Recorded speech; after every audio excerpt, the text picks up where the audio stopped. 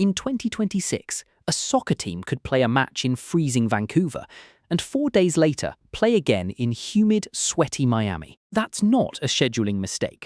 That's the plan. And once you understand why, the whole tournament makes a lot more sense. This summer, the World Cup is doing something it's never done before. 16 stadiums, 3 countries, 1 continent, and the distance between the 2 farthest venues is over 4,500 kilometers.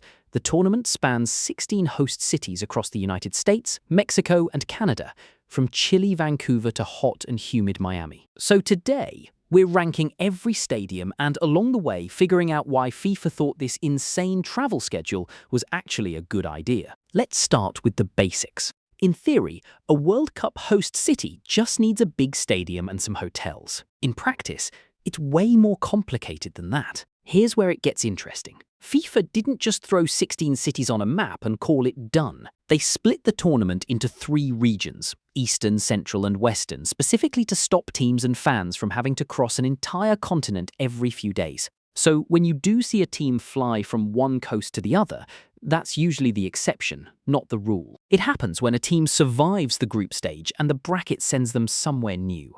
That's soccer for you. Win a game, get punished with a 9-hour flight. Now, let's talk stadiums. At the very top, you've got AT&T Stadium in Dallas. This place is a monster. It's the largest venue in the entire competition, holding 93,000 fans. And it's hosting 9 matches, more than anywhere else, including a semi-final. You know the stadium that's basically a small city with a roof? Right up there with it is MetLife Stadium in the New York, New Jersey area. Despite the name, it's technically not even in New York. It's about 10 kilometers outside Manhattan in New Jersey. But that hasn't stopped it from landing the biggest prize in the sport, the World Cup final itself, complete with a Super Bowl-style halftime show. This sounds simple.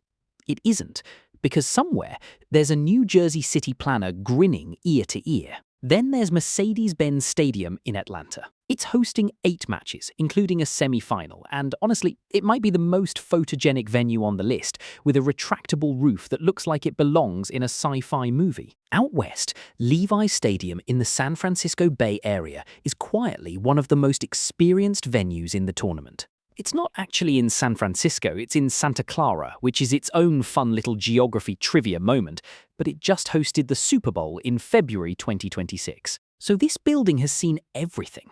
Miami Stadium deserves a special mention, and not just for the weather. It's the only host city getting 2 of the tournament's final 3 matches, a quarterfinal and the 3rd place playoff. Translation: if you want to see the drama up close, and you don't mind sweating through your shirt, Miami's your city.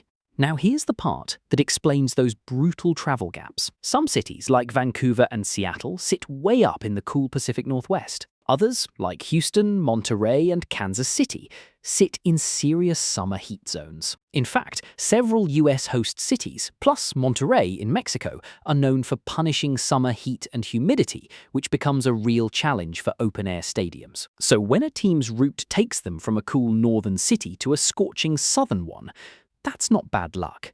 That's just what happens when your tournament spans an entire continent, 3 countries, and every climate zone in between.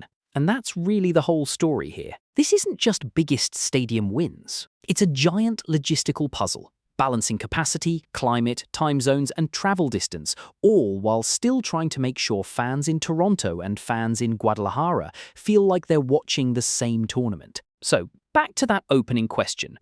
Why would a team play in Vancouver, then turn around and play in Miami? Because when you're hosting the World Cup across 16 cities and 3 countries, somebody, somewhere, is always going to be flying a very long way. The real question isn't why it happens. If you want the full breakdown of every match and every travel route as the bracket unfolds, hit subscribe, because this tournament is about to get a lot more chaotic. It's which team handles the jet lag best when it actually matters.